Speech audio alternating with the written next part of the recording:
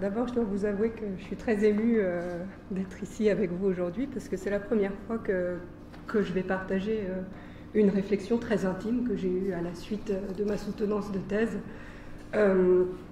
qui a eu lieu donc il y a 1 an, puisque pour la préparation de ma thèse de doctorat et aussi parce que je faisais partie de cette compagnie en tant que comédienne, ce que je n'avoue jamais en France parce que c'est pas bien, mais ici je peux le dire.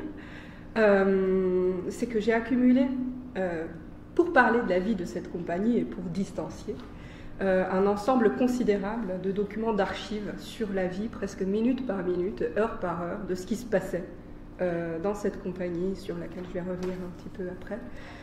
Et dans cette archive, il y a des documents de plein de natures différentes. Il y a des textes que j'ai retranscrits sur le vif, donc en dactylo, des photos, des milliers de photos, des enregistrements audio et des enregistrements vidéo qui ont été faits avec tout ce qui tombait sous ma main, un smartphone, un appareil photo, une caméra. Donc il n'y a rien qui a été produit de manière matérielle ou technique pour un produit artistique. Et quand je vais parler après quand je me pose la question aujourd'hui de me dire qu'est-ce que je vais faire, par exemple, de cette archive vidéo, eh bien, se pose la question aussi de la qualité technique des images. Et ça pose un sacré problème, puisque ça n'a pas été filmé avec le matériel adéquat pour faire un documentaire. C'était simplement de la documentation, mais il me semble aussi qu'il est intéressant, à un certain moment, de se poser la question de ce qu'on fait, de tout ce qu'on accumule, surtout quand il s'agit d'instants peut-être aussi précieux que ce qu'on peut avoir quand on enregistre comme ça la vie d'une compagnie. Donc évidemment, quand j'ai vu l'idée du symposium, en fait, l'annonce, je me suis dit voilà une occasion de partager peut-être ce projet que j'ai, de sortir l'archive vidéo et d'en faire quelque chose. Et pas n'importe quelle archive vidéo, mais un travail qui a été fait avec des acteurs que nous emmenions en résidence de création tous les ans, entre 2006 et 2013, en Cappadoce, donc en Turquie. Et c'est de cette expérience-là que je voudrais vous parler aujourd'hui. J'aimerais par exemple parler, à travers ce travail, en tout cas mon questionnement, ma réflexion pour l'instant s'est arrêtée là, des traces du processus créatif à travers l'espace-temps singulier et privilégié de l'expérience que nous avons offerte à ces artistes en résidence en Cappadoce. Par exemple, j'aimerais parler des images vidéo, de la trace qu'on peut voir et qui est laissée en eux et sur eux par un lieu. Par exemple, la vallée cachée, entre guillemets, Saklıvadiye en turc, qui était en même temps un lieu, c'est-à-dire une grande vallée encaissée qui commençait par une église troglodytique du 5e siècle, et puis un verger incroyable, et puis se prolongeait à travers la roche et devenait cette espèce de théâtre encaissé dominé par une grotte dans laquelle étaient organisés des spectacles, des concerts, et tout au bout de la vallée, un espace où les Français particulièrement adoraient planter leurs tentes pour observer la Voie lactée.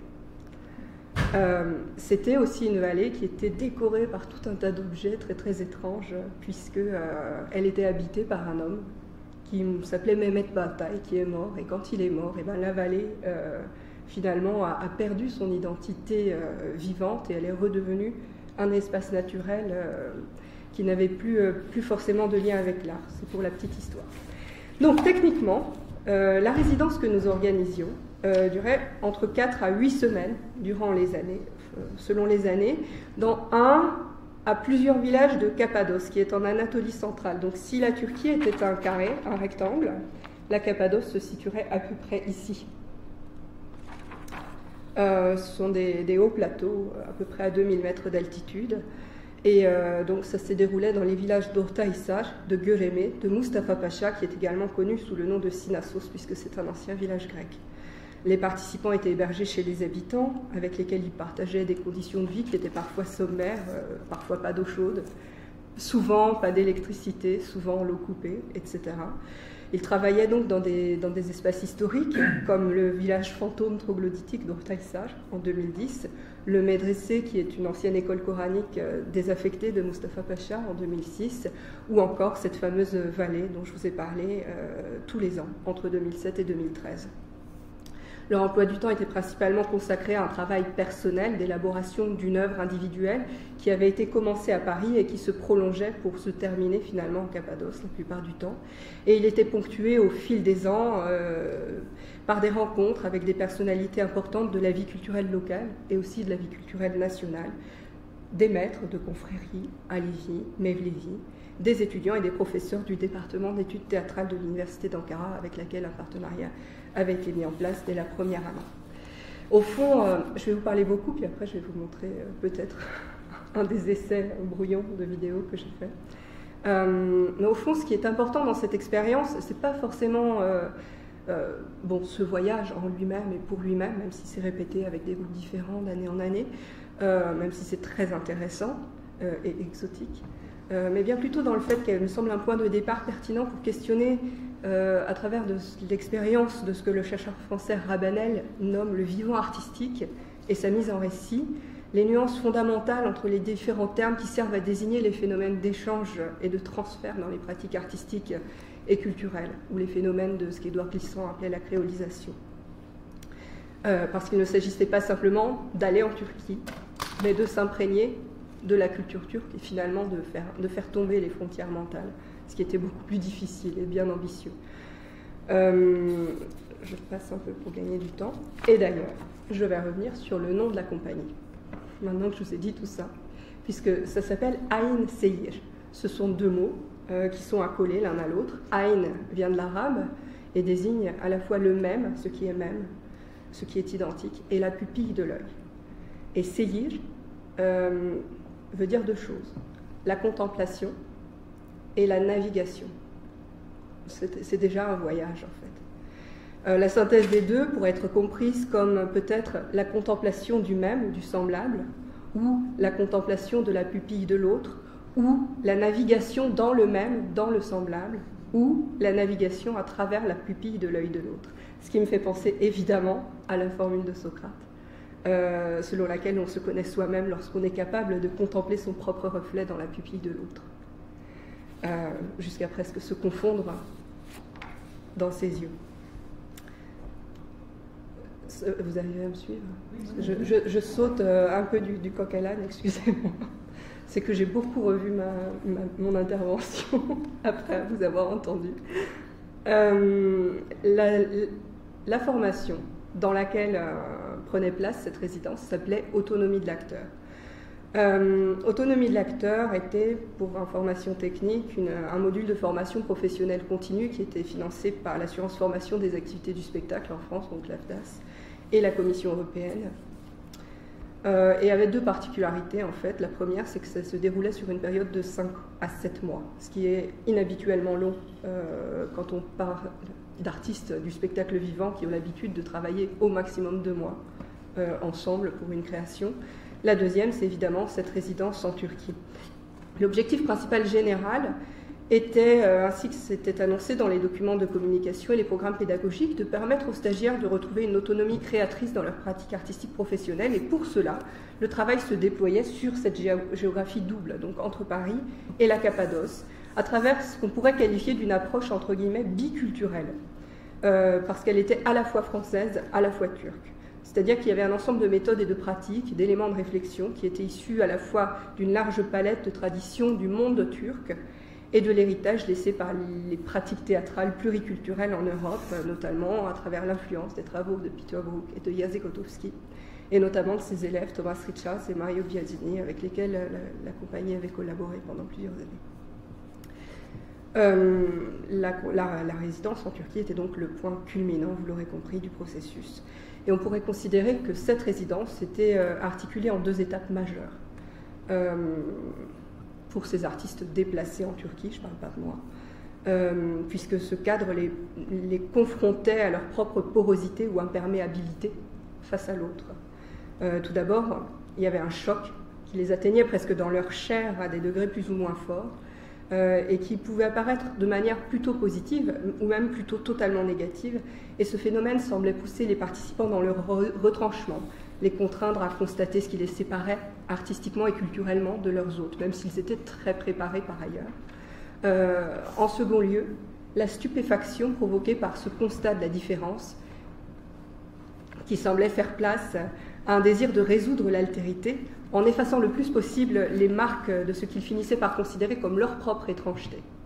C'est ainsi que parallèlement aux activités purement artistiques qu'ils menaient dans la journée, les participants à la résidence de formation commençaient à chercher petit à petit à se mêler à la vie de village, à gagner une sorte de familiarité avec les habitants, à devenir des leurs, parfois même la tentative allant jusqu'à vouloir se confondre cette vie quotidienne du village avec leur propre démarche artistique. Finalement, dans cette pratique à visée pédagogique, ce qui paraît interroger le plus, à mon sens, porte précisément sur ce point de rupture culturelle qui est relativement intime et qui semble faire passer les participants que j'ai observés d'un positionnement culturel qui était ferme et définitif, disant « je suis un artiste travaillant en France et je vais aller en Turquie », que je connais parce que j'ai étudié 2 mois avant de venir, à une sorte d'entre-deux où ils aspiraient à la créolisation ou à l'hybridation et qu'on pourrait considérer en un sens comme un effacement de la frontière mentale pour ne plus chercher à voir que l'humain, que le vivant, entre guillemets, artistique. Et c'est précisément cette abolition du cadre, ou plutôt de sa transformation par la déformation de ce qu'il délimite, qui constituait donc l'objectif le plus intéressant à mes yeux de la formation. Et juste avant de passer à ce que je voulais vous montrer en vidéo, je voudrais vous lire un petit extrait de notes que j'ai prises sur une discussion qu'ils ont eue, enfin certains d'entre eux, en 2013, le dernier groupe, donc, au retour à Paris. Donc, je commence à citer. Martin, un acteur, dit « En Cappadoce, nous avons rencontré des gens magnifiques. On était vraiment hors de notre milieu. C'est quelque chose qu'on ne pourra jamais revivre de la même manière parce qu'on était résidents. On habitait même dans une maison au milieu du village. » Ali dit « En t'écoutant, cette idée étrange me vient. Notre métier devrait pouvoir se développer en harmonie totale avec le contexte dans lequel nous vivons. Car en Turquie, là où vous avez travaillé par exemple, les gens ne connaissent pas le théâtre. Mais quand je t'entends, entre votre maison dans le village, votre lieu de travail et les gens que vous avez croisés, tout a semblé être dans une unité inséparable, comme une unité absolue. Il n'y a rien qui a dérangé l'harmonie entre votre vie et votre métier. Pourtant, à Paris, entre le café et cette salle de répétition, ce sont 2 mondes différents, comme si la vie était divisée en des corridors différents et morcelés. Martin, oui, c'est juste. Ali, on peut dire aussi que notre métier a perdu tout rapport avec la vie. Les gens vivent sans vie avec leur métier. J'ai l'impression qu'en Turquie, on trouve la vitalité de ce que nous faisons dans la vie elle-même. En Cappadoce, c'est comme s'il y avait une vie commune, unitaire, entre les choses et entre les gens. Je passe un petit peu. Marie dit « On dit et redit très souvent que le théâtre n'est pas séparé de la vie et qu'il est dans la vie. En fait, entre ces 2 mots, parfois, je ne sais pas tellement lequel utiliser parce que ça se rejoint. Quand on voyait les paysans danser dans les mariages la semaine dernière, j'aurais tout aussi bien pu dire que c'était des artistes si le contexte avait été différent. Mais en fait, ce n'est ni totalement de l'ordre de la vie, ni totalement de l'ordre du théâtre au sens où on l'entend ici, parce que dans ce cas, art et vie sont indissociables. C'est ce qu'on disait sur la compartimentalisation des choses. Les éléments de théâtralité sont là aussi, c'est une question d'observation, de se dire que c'est là, mais qu'on ne le voit pas, parce que ce n'est pas particulièrement pointé du doigt, et qu'on n'a peut-être pas aussi tous les outils qu'il faudrait pour le reconnaître et le nommer. Ali, il y a 2 possibilités, soit inventer de nouveaux mots, soit charger différemment les mots existants. Tu peux parler autant que tu veux de la neige à quelqu'un qui a toujours vécu sous les tropiques. La personne ne pourra comprendre réellement qu'en voyant la neige elle-même et en faisant l'expérience immédiate. C'est un peu notre cas par rapport au monde et par rapport au théâtre. Donc, j'ai fini de citer. Ce que je voulais dire, c'est que ce qui me semble explicite dans ces propos, c'est que ce qu'ils décrivent passe non pas par le besoin de chanter, de danser ou de marcher comme des Turcs, alors qu'ils ont beaucoup appris et beaucoup travaillé, mais par le fait de se perdre dans un entre-deux, de passer de l'autre côté, pour ne plus regarder et vivre le monde avec les mêmes yeux, la même voix ou le même corps. En somme, il semble que cet entre-deux soit en quelque sorte l'un des garants de l'éclosion de la poésie individuelle de l'artiste. C'est donc ici une sorte d'hybridation culturelle érigée en démarche esthétique, bien plus que pédagogique, qui est le germe de la démarche poétique en l'individu artiste, parce qu'alors ce dernier ne tend plus à n'être que le fruit et le représentant d'une culture donnée, mais un être humain en constant devenir, inscrivant celui-ci dans son œuvre elle-même. Alors, puisqu'il me reste 5 minutes et que ma vidéo dure 5 minutes, je vais vous la montrer. Oui, et j'aimerais en même temps vous poser une question. La question que je me pose, moi, après tout ça, c'est de savoir, quand on parle autant de vivant et de vie, quel peut être le statut de la vidéo par rapport à tout ça. Alors je commence, excusez la qualité technique, c'était pas fait pour ça au départ.